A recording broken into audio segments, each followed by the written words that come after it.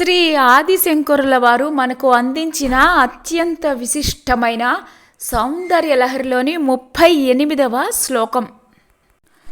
సమున్మీలత్ సంవిత్ కమల మకరందైక రసికం భజే హంస ద్వంద్వం కిమపి మహతాం మానస చరం యదా లాప దష్ట దశగుణిత విద్యా పరిణతి యదా దత్తే దోషాత్ గుణమఖిల మభ్యః పయ ఇవ.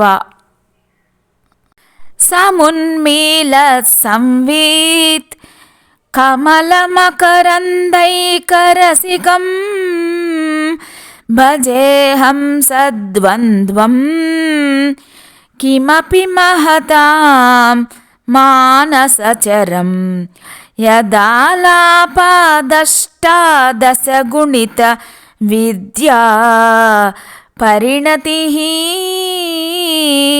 యదా దత్తే దోషాత్ గుణమఖిలమభ్యః పయ ఇవ.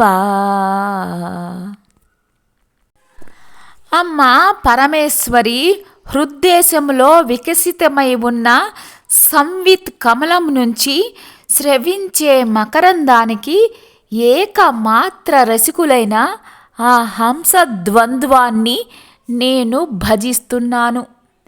అది మహాపురుషుల మనోరూప మానస సరోవరంలో విహరిస్తూ ఉంటుంది.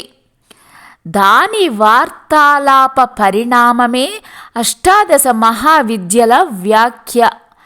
ఆ ద్వంద్వం జలమిశ్రిత క్షీరాల నుంచి పాలను పూర్తిగా వేరు చేయనట్లు దోషాల నుంచి గుణాలను వేరు చేస్తుంది.